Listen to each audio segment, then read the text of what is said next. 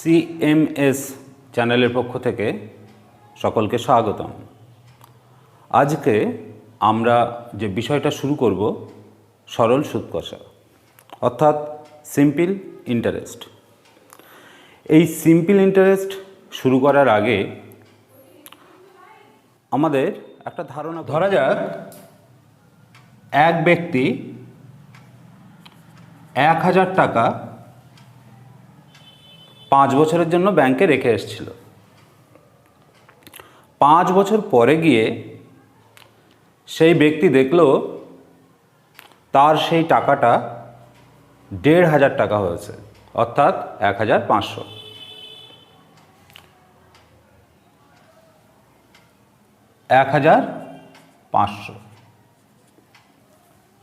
তাহলে এখানে আমরা বুঝতে পারছি 1000 টাকাটা বেড়ে হয়েছে 1500। তাহলে ব্যাংকের ক্ষেত্রে এই যে 1000 টাকাটা রাখলে 1500 টাকাটা হলো, এখানে কি কি ফ্যাক্টর কাজ করছে? 1000 টাকাটা ব্যাংকে আমি রাখার ফলে কিছু সময় নিয়েছিল, সেটা কত? 5 বছর। 5 বছর পরে যখন 1500 হলো, তাহলে ওখানে একটা নিশ্চয়ই সুদ পেয়েছি, সেটা কত? এখানে 500 টাকা। তাহলে একটা প্রশ্ন এখানে এসে যায়, ব্যাংক কি হারে সুদ দিয়েছিল, বার্ষিক কি হারে সুদ দিয়েছিল। তাহলে এখানে আমরা কি কি পেলাম? ক্যাপিটাল আই, মোট সুদ। এখানে মোট সুদ বলতে কত? 1500 টাকা পেয়েছিল, 1000 টাকা রেখে এসেছিল 500 টাকা। আসল কত? যে টাকাটা উনি ব্যাংকে রেখে এসেছিলেন। সুদের হার কত দিয়েছে আমাদের এটা জানা নেই। সময় কত? 5 বছরের জন্য। এখানে একটা বিষয় লক্ষ্য রাখতে হবে, তাহলে 4টে বিষয়ের উপর ডিপেন্ডেন্ট সরল সুদ। কি কি? মোট সুদ, আসল, সুদের হার, সময়। এরা 4টে একটা রিলেশনে আবদ্ধ। সেই রিলেশনটা কি? আই সমান PTR/100। এখানে একটা বিষয় লক্ষণীয়, আমি যদি আসল বেশি রাখি ইন্টারেস্ট বাড়বে, ব্যাংকে যদি বেশি সময় ধরে রাখি ইন্টারেস্ট বাড়বে, যদি ব্যাংকের রেট অফ ইন্টারেস্ট বেশি হয় সুদ বাড়বে। তাহলে এখানে একটা জিনিস কি, আমরা ভেদে সূত্র অনুসারে এই সূত্রটা আমরা লিখতে পারি। এবারে দেখা যাক এখানে তাহলে ব্যাংক কত পার্সেন্ট হারে আমাকে সুদ দিয়েছিল। তাহলে এখানে আর সমান কি? 100I/PT, 100 × 500/1000 × 5।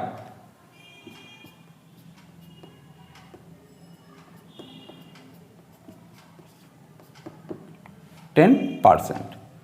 তাহলে আমি কি পেলাম? এখানে ব্যাংক কি পরিমাণ সুদ, কি হারে সুদ দিয়েছিল? 10% হারে। এভাবে আমরা এই আইপিআরটি, এই 4টে সম্পর্কের মধ্যে যে কোনো 3টে ইনফরমেশন দেওয়া থাকলে আমরা অপরটি বের করতে পারবো। এখানে যদি আইপিটি থাকে আর বের করতে পারবো, এই 3টে ভ্যালু দেওয়া থাকলে টি এর মান বের করতে পারবো, এই 3টে ভ্যালু দেওয়া থাকলে আই এর মান বের করতে পারবো। তাহলে এখানে আমরা যে সূত্রগুলো পেলাম একটু লিখে নিতে পারি।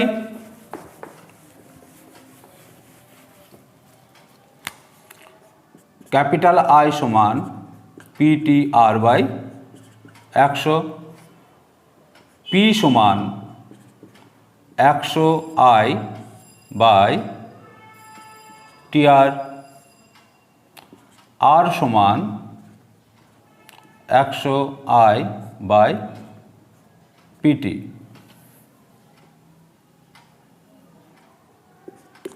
টি সমান 100 I by P R.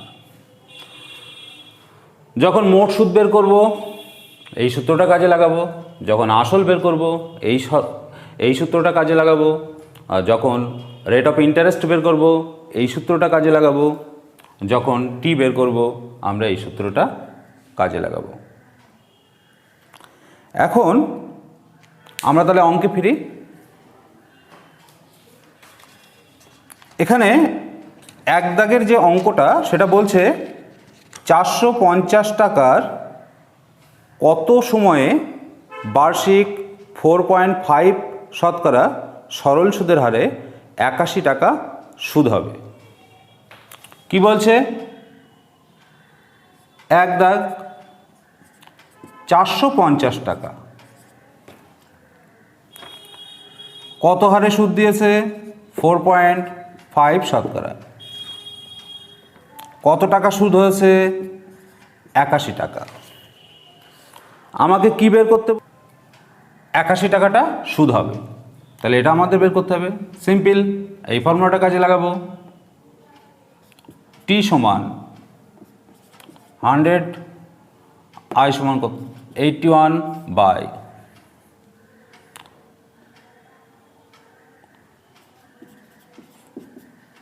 Into 4.5।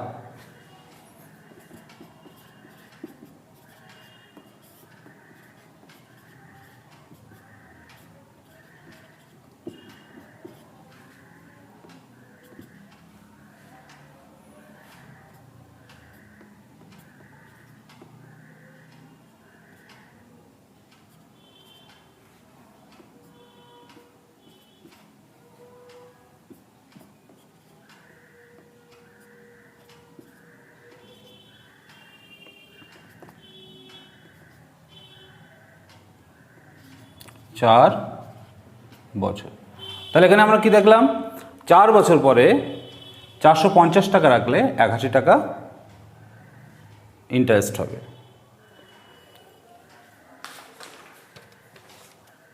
দ্বিতীয় অঙ্কটা কি বলছে?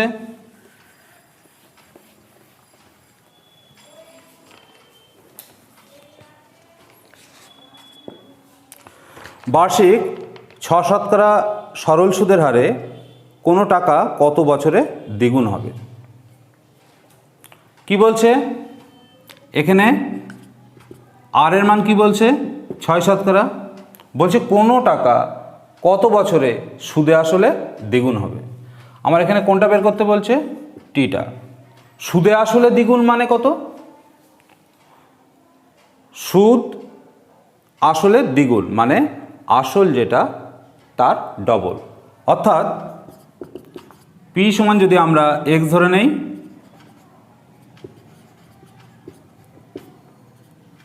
তাহলে ক্যাপিটাল আয়ও এক্স হবে। আমাদের এখানে কোনটা বের করতে হবে? টি বের করতে হবে। তাহলে টি সমান আমরা কি জানি? 100, আই সমান এক্স, পি মানে এক্স, আর মানে 6। কেটে গেল।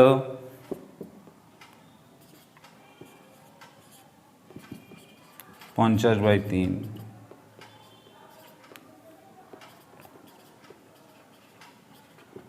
16×3 2/3 বছর। তাহলে আমরা এখানে কি পেলাম? যে 16×2/3 বছরে এই টাকাটা ডবল হবে।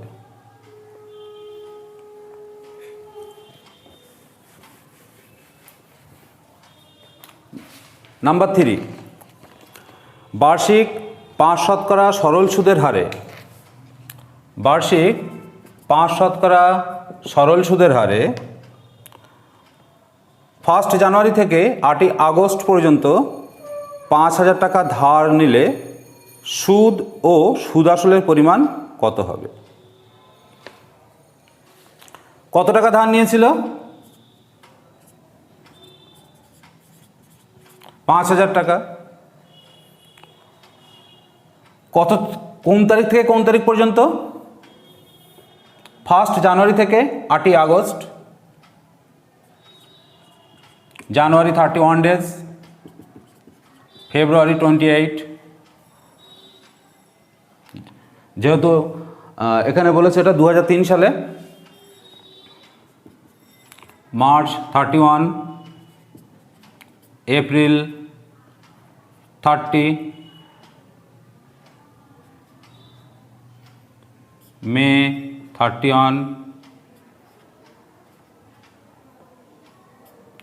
June 30, July 31, August 7। এখানে একটা জিনিস খেয়াল রাখবে, এখানে 8ই আগস্ট বলেছিল, কিন্তু আমরা এখানে 7 নিয়েছি, কারণ যে তারিখটায় আমাকে টাকাটা দেয়া হবে ব্যাংক থেকে, সেদিন তো আর ব্যাংকে টাকাটা খাটবে না, ওই জন্য তার আগের দিন পর্যন্ত আমরা ডেটটা রাখি। যোগ করলে কত হবে?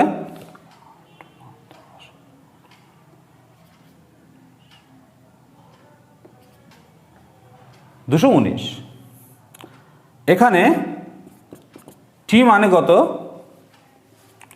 219 ডেজ, কিন্তু এখানে আমার ইয়ারে নিয়ে আসতে গেলে কী করতে হবে?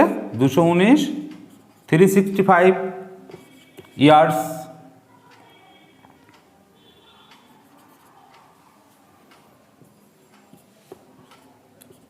থ্রি বাই ফাইভ ইয়ার।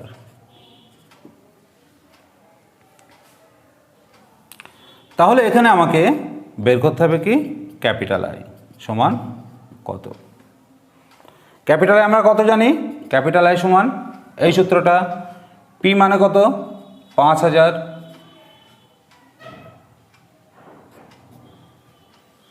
টি কত? 3/5, আর 5/100। ক্যালকুলেশন করলে কি দাঁড়াবে আমার?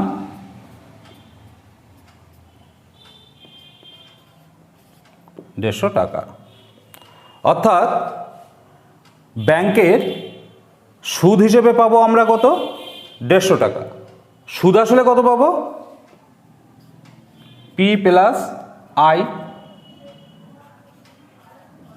5000 প্লাস 150, 5150 টাকা। তাহলে এখানে দুটো উত্তর চেয়েছিল, এ একটা উত্তর, এটা একটা উত্তর। নেক্সট অঙ্কে যাব।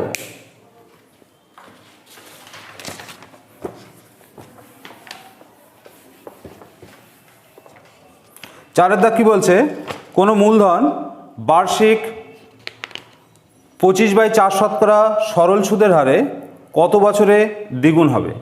কোনো মূলধন বার্ষিক 25/4 সরল সুদের হারে কত বছরে দ্বিগুণ হবে হিসাব করতে বলছে।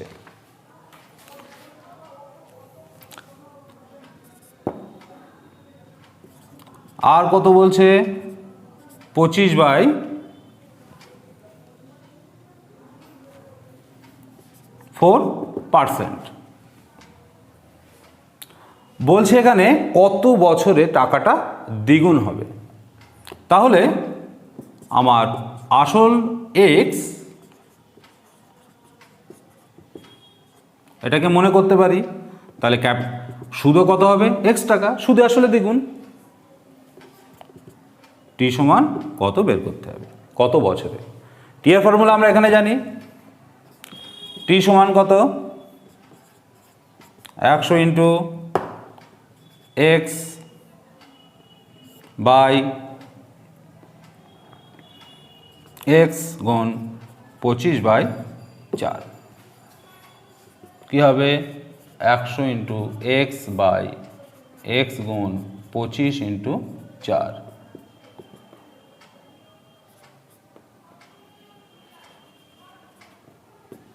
কত হচ্ছে?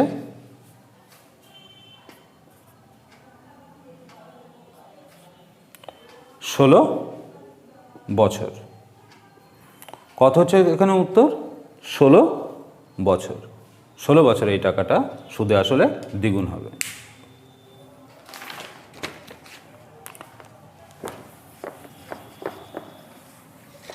নেক্সট, শতকরা বার্ষিক সরল সুদের হার কত হলে কোনো টাকার 4 বছরের সুদ আসলের 8/25 অংশ হবে তা নির্ণয় করো। শতকরা বার্ষিক সরল সুদের হার কত হলে কোনো টাকার 4 বছরের সুদ আসলের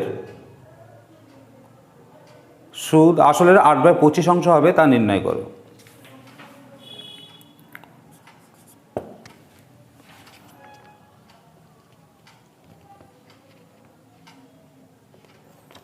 আমাদের এখানে 8টা বের করতে হবে। টি সমান কত বলছে? 4 বছর। আসলটা আমরা যদি এক্স ধরে নিই তাহলে সুদটা কত হবে? 8x/25। এখান থেকে আমার বের করতে হবে আর মানে কোনটা? এই ফর্মুলা, আর সমান 100 × 8x/25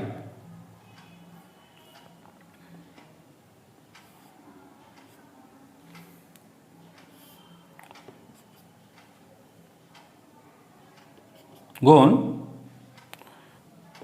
px/t4। ডেটাগুলো বসিয়ে নিলাম, এবারে ক্যালকুলেশন করব। কেটে গেল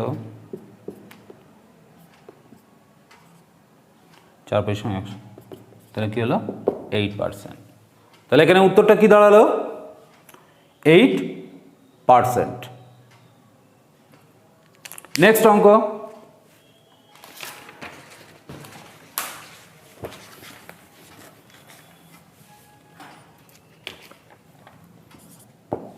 ছয়ের দাগ কি বলছে? বার্ষিক 5% সরল সুদের হারে কত টাকার মাসিক সুদ 1 টাকা তা নির্ণয় করো। কত টাকার মাসিক সুদ 1 টাকা। তাহলে আমাদের এখানে একটা খেয়াল রাখতে হবে, আমরা যখনই এখানে কোনো হিসাব করছি বছরের হিসাব করছি, কিন্তু এখানে বলছে মাসিক টাকা 1 টাকা। তাহলে কি হবে? 12 মাসে কত টাকা সুদ হবে? 12 টাকা।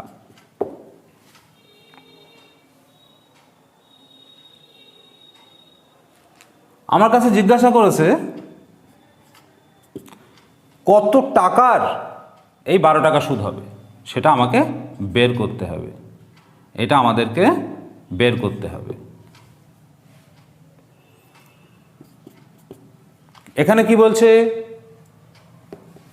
বার্ষিক মানে 1 বছর। কোন ফর্মুলাটা খাটাবো? পি এর মান বের করতে হবে, এই ফর্মুলাটা খাটাবো। পি সমান 100 × 12/1 × 5, 5 × 20 = 240 টাকা। তাহলে আমরা দেখলাম মাসিক সুদ যখন 1 টাকা, বছরে 12 টাকা, তাহলে 1 বছরে কত টাকার উপরে এই 12 টাকা হয়েছিল? 240 টাকার উপরে। নাম্বার 7,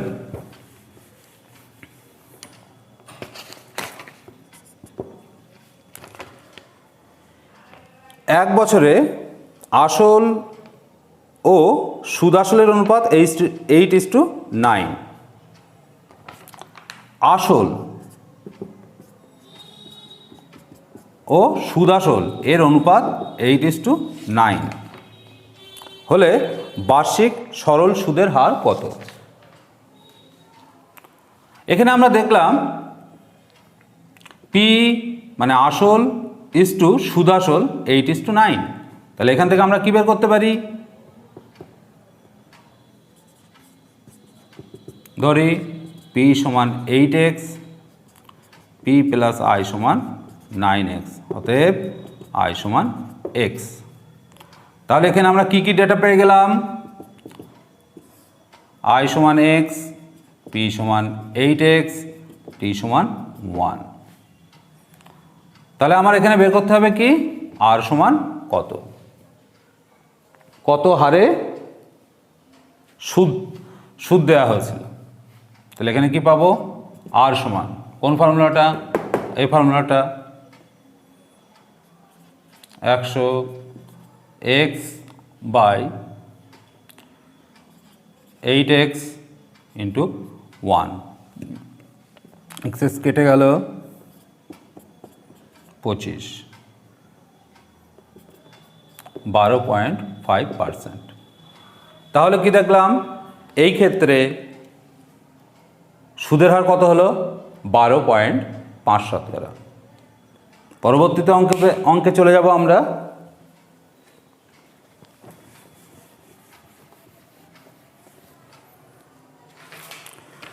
8 দাগ কি বলছে? যদি 292 টাকার একদিনের সুদ 5 পয়সা হয়, 292 টাকা, 292 টাকার একদিনের সুদ 5 পয়সা। একদিনের সুদ 5 পয়সা হলে এক বছরের সুদ কত? 365 ইন্টু 5 বাই 100। তবেই আমরা এটাকে কি লিখতে পারি? টাকা। 100 পয়সায় 1 টাকা। বার্ষিক শতকরা সরল সুদের হার হিসাব করো। তাহলে এখানে আমার বলেছে টি সমান 1 বছর। তাহলে আমার এখানে বের করতে হবে কি আর সমান কত। এখানে একটু আরেকবার বলে নিই, একদিনের সুদ 5 পয়সা, 365 দিনের সুদ কত? 365 ইন্টু 5 পয়সা। 100 দিয়ে ভাগ করলাম কেন? টাকায় নিয়ে যাব তাই। আর এর মানটা কত আমাকে বের করতে হবে? এই ফর্মুলা। আর সমান কত? 100, 292,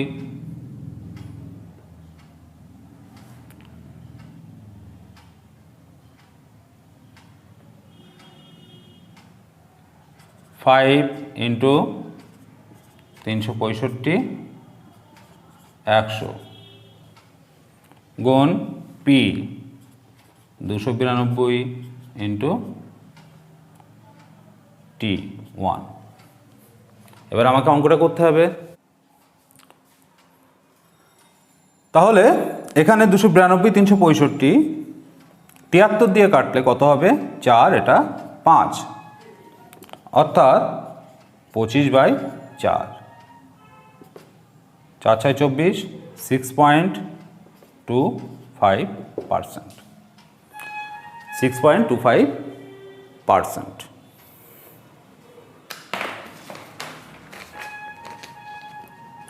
9 দাগটা কি বলছে? যদি কোনো আসল 6 বছরের দ্বিগুণ হয় তাহলে 8 বছরে কত হবে? এখানে অঙ্কটা আমাদেরকে বুঝতে হবে। বলছে যদি কোনো আসল 6 বছরে দ্বিগুণ হয়, তাহলে এখান থেকে আমার একটা ইনফরমেশন নিতে হবে। সেই ইনফরমেশনটা আমি দ্বিতীয় পার্টের ক্ষেত্রে কাজে লাগাবো। ধরে নিলাম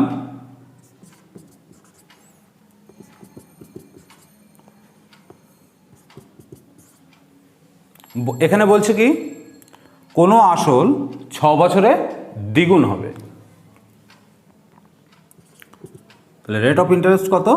এটা আমাকে বের করতে হবে। আর সমান কি?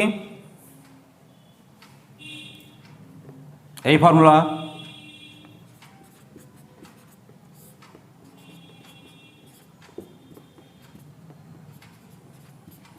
(50/3) প্রথমটা থেকে আমি এই রাশিটাকে পেলাম। দ্বিতীয় ক্ষেত্রে বলছে পি সমান x ধরলাম, আর সমান কত?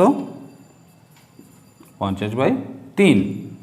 এখানে তাহলে আমাকে বের করতে হবে ক্যাপিটাল আই। ক্যাপিটাল আই সমান কত? এই ফর্মুলা, x গুণ 8 গুণ 50/3। 5 দুগুণ 10, 4 দুগুণ 8, 4x/3। অর্থাৎ x গুণ 1/3। তাহলে 8 বছরে এই টাকাটা আসলের 1/3 গুণ হবে। আর একটা অঙ্ক, আজকের লাস্ট অঙ্ক একটা করব।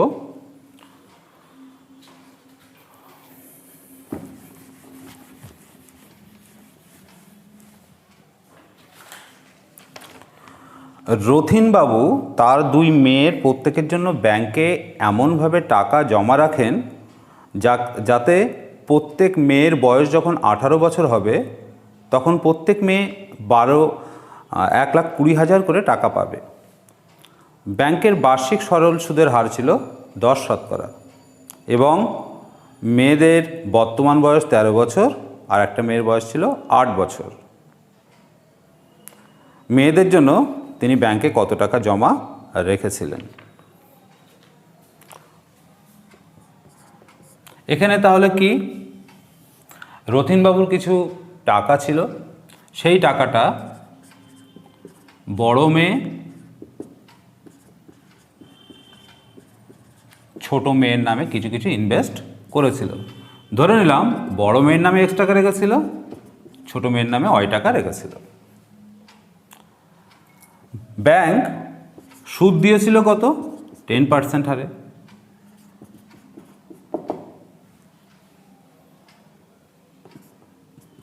বড় মেয়ে কত সময় পেয়েছিল? ব্যাংকে যখন টাকাটা রাখা হয়েছিল তখন বড় মেয়ের বয়স ছিল 13 বছর। 18 বছর পরে ওই মেয়ে কত পাবে? 1,20,000। তাহলে এখন যদি বয়স 13 হয়, ওই বড় মেয়ের জন্য টাকাটা ক বছরের জন্য রাখা যাবে? 5 বছরের জন্য। তাহলে 5 বছরের জন্য যদি X টাকাটা রেখে থাকে, সুদ হিসেবে কত পাবে? ফর্মুলা এটা, X গুণ 5 গুণ 10/100 সমান X/2। এখানে একটা বিষয় লক্ষণীয়, এই যে আসল টাকাটা রেখেছিল তার সঙ্গে এই X/2 সুদটা যোগ হয়েই কত হলো? 1,20,000। তাহলে এখানে কি হচ্ছে? 3x/2 মানে 1,20,000। তাহলে x সমান কত হচ্ছে? 2/3।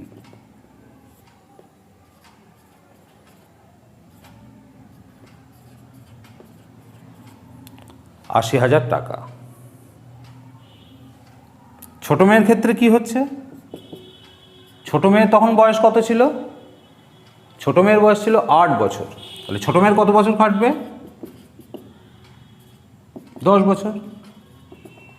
তাহলে এর আয় কী হবে? y × 10 × 10/100 সমান y। এর ক্ষেত্রে কী হবে? সুদ আসল y + y সমান 1,20,000। তাহলে y সমান কত?